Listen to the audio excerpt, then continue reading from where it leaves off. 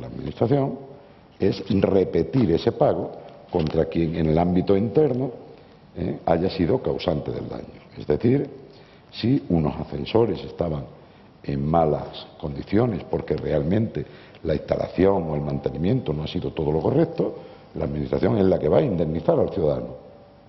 Pero luego después la Administración lo que sí puede hacer es repetir contra el personal técnico, contra la empresa de mantenimiento y decirle, oiga, yo como consecuencia de esa actuación, y aquí ya si entra un elemento fundamental, el elemento de la culpa y del dolo, del que posiblemente tendrá que hablar mi amigo Jesús, pues indudablemente ahí sí que ya la Administración puede repetir contra la persona o institución dentro del ámbito interno y sí va a responder personalmente. De tal forma que la Administración en este caso, lógicamente, pueda resarcirse por esa vía. Luego, por tanto, lo que me interesaría como punto de partida es determinar que toda la actividad hospitalaria entra dentro de la prestación de un servicio público y de él frente al ciudadano responde la Administración que lo gestiona. Y que, indudablemente, en un momento posterior, después de que esa reclamación se haya producido y haya sido efectivamente condenada a la Administración o la propia Administración haya reconocido esa prestación, puede repetir contra el efectivo causante del daño. Y ahí es donde puede entrar ya en juego toda la actividad de seguros, pero que realmente frente al ciudadano quien responde es la propia Administración. Y yo me quedaría con este esquema, sin perjuicio de que luego después, posteriormente, podamos entrar ya más en profundidad en temas concretos. Si me parece bien, Almudena. Muchas gracias.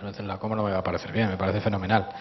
Ahora le vamos a dar paso a Jesús, que probablemente nos saque de todas las dudas que pueden surgirnos en el ámbito de la responsabilidad penal, que si es importante la responsabilidad patrimonial, como ha dicho Wenceslao hace un momento, y que bueno, que en un principio está soportada por el daño que se le hace, por el funcionamiento anormal de lo que son los servicios públicos, la parte de la responsabilidad penal, que ya es una responsabilidad más individual, entiendo, ahora nos lo aclara Jesús, yo creo que es de lo que más nos inquieta, lo que más intranquilidad nos produce, porque superado este ámbito de la propia Administración, el ámbito de la propia actividad administrativa, ¿qué es lo que nos puede ocurrir? Jesús, cuando quieras. Bien, buenas tardes. Yo quiero también agradecer muy sinceramente esta invitación, en mi condición de pacense además, y por la oportunidad que me produce de volver a ver a mi amigo Wenceslao, que hacía mucho tiempo que no lo veía, desgraciadamente. Y bueno, yo me temo que voy a generar bastante inquietud y no resolveré todas las dudas, porque desgraciadamente el ámbito penal es muy complejo. En la materia que hoy nos trae aquí, yo diría que especialmente complejo, la gestión hospitalaria, y además abarca ámbitos que no solo se remiten a las situaciones de imprudencia, a la muerte, lesiones producidas como consecuencia de imprudencia grave, de imprudencia temeraria, sino a otros muchos aspectos del Código Penal. Quizá tendríamos que empezar por recordar algunos elementos criminológicos. En primer lugar, es muy afortunado que yo intervenga después de Wenceslao, porque es precisamente la generosidad de este ámbito, de la responsabilidad patrimonial de la Administración, el que hace que haya muy pocos casos que se derivan en el ámbito penal. Como consecuencia de la técnica garantista del proceso penal, la verdad es que la jurisprudencia en los últimos años ha reducido de manera notable los procesos que se han seguido por delitos de esta naturaleza.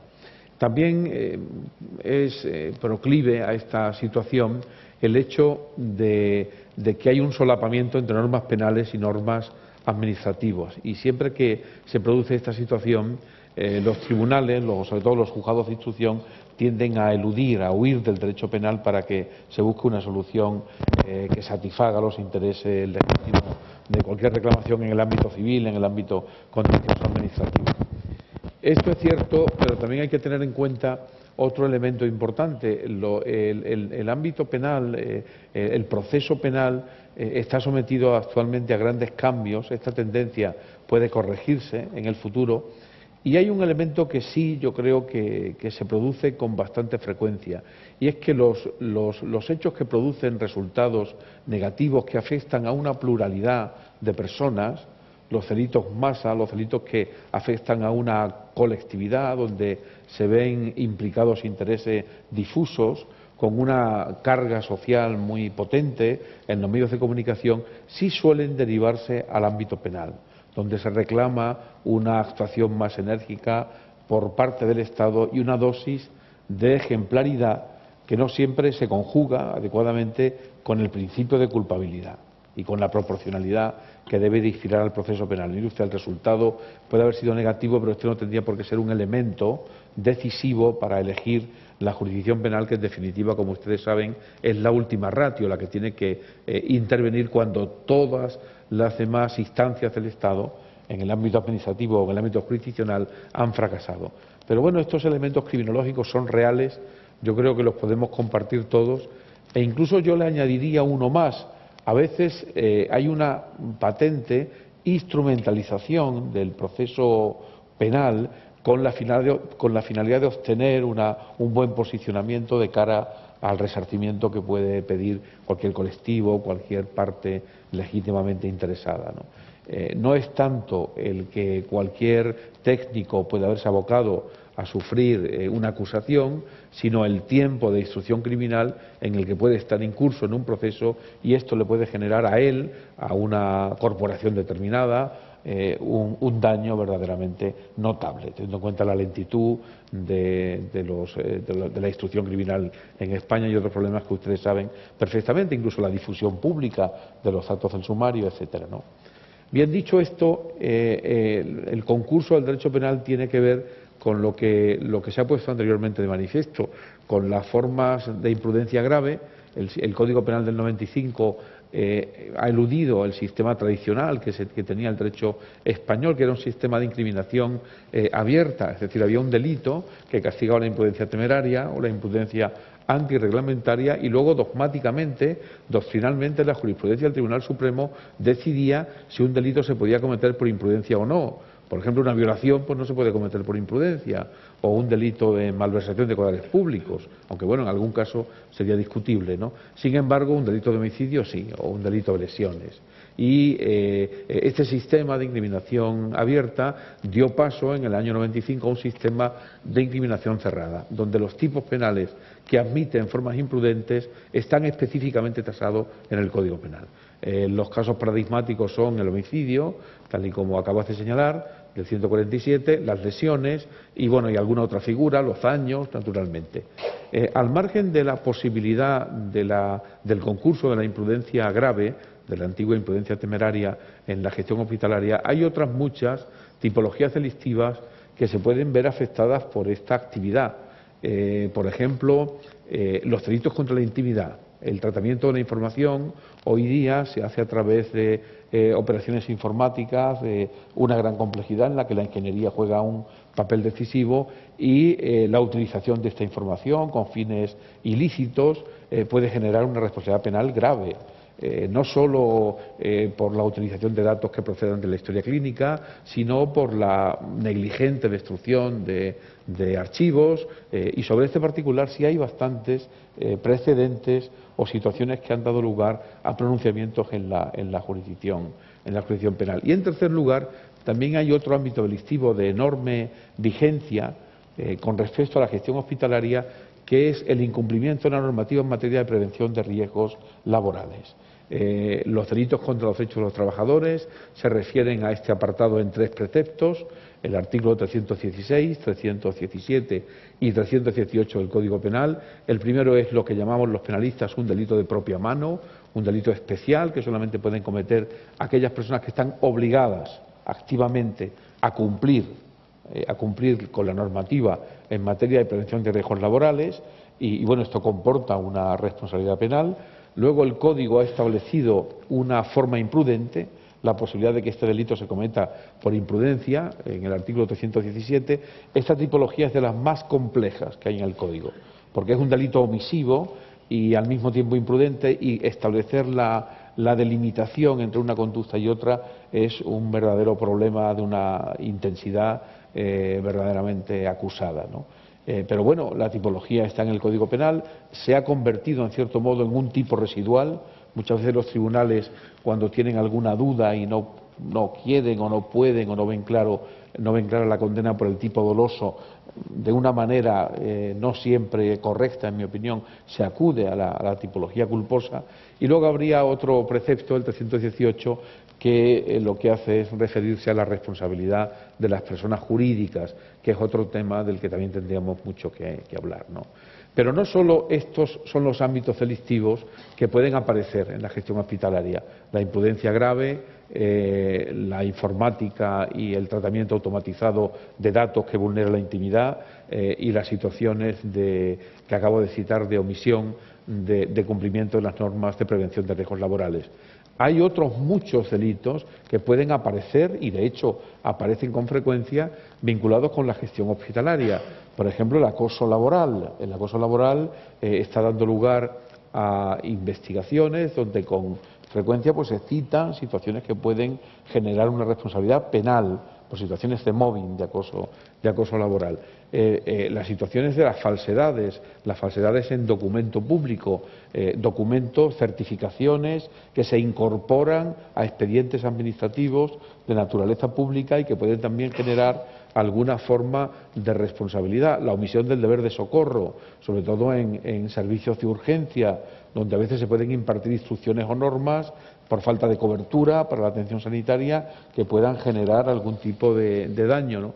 Y si seguimos analizando el Código Penal, probablemente veremos que hay todavía más tipologías que pueden aparecer, que pueden aflorar con relativa facilidad en el terreno tan complejo de la atención sanitaria, de la gestión hospitalaria, etcétera.